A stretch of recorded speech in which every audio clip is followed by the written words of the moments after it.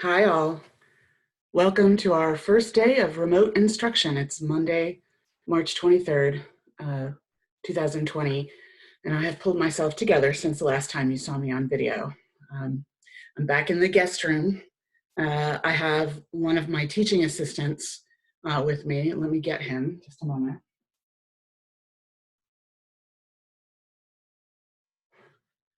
This is Asher. He is one of the Christmas kittens that we adopted. He has an identical brother named Spencer, who you will meet eventually, and you'll be able to tell the difference because Asher only has half a tail. All right.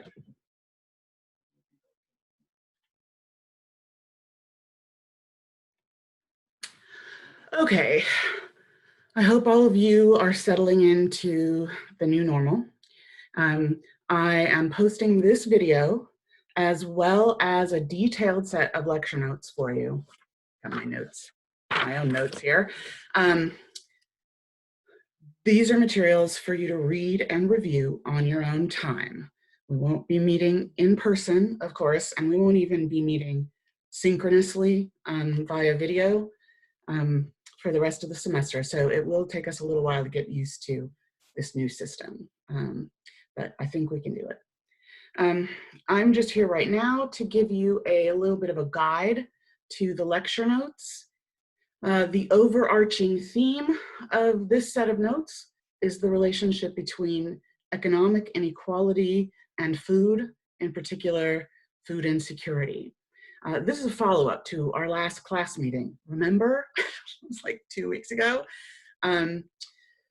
where Kim Adams-Bakke from the Rock River Valley Pantry came and talked about food insecurity in our region, and she talked about the types of services that their food pantry offers clients who are experiencing food insecurity. So the lecture notes that are available on Blackboard for today define food insecurity. Oh, now I've got, excuse yourselves. Here's another teaching assistant. This is Smoke. He's not very happy about the kittens. All right, where was I? Okay, so these lecture notes define food insecurity and distinguish it from hunger. I suppose hunger is a type of food insecurity. And I also provide some information about the scope of food insecurity in the US and the sources of food insecurity in the US. The bottom line is there are plenty of calories in the world for every human to have enough. It's just that we fail to distribute them equitably. And that's where food insecurity comes from. Nutrition, I think it's important to consider nutrition to be a human right. And that, if we do that, that makes hunger and food insecurity social justice issues. So the question becomes, what can we do to increase justice and equity by making healthy, nutritious food more accessible and more affordable for all? So that's the theme of the lecture in a nutshell. It's also an important set of questions for our society right now. The pandemic has incited fears of scarcity in a lot of consumers, and that has led to hoarding. I know everybody's joking about hoarding of toilet paper, but there's also food hoarding going on.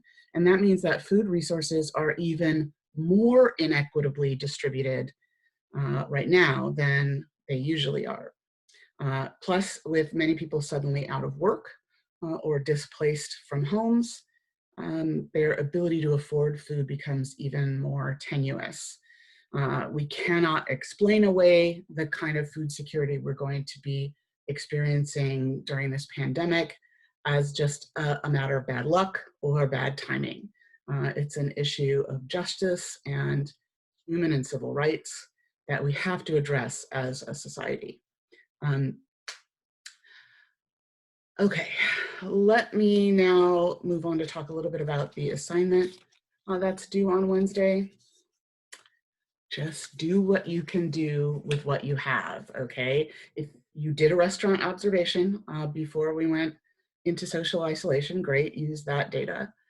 If you didn't, then use a social meal from your home or wherever you are currently staying for your observations.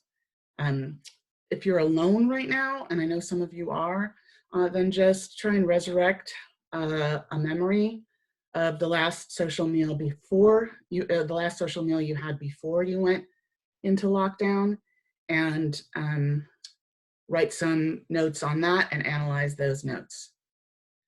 I also want you all to remember that I get it.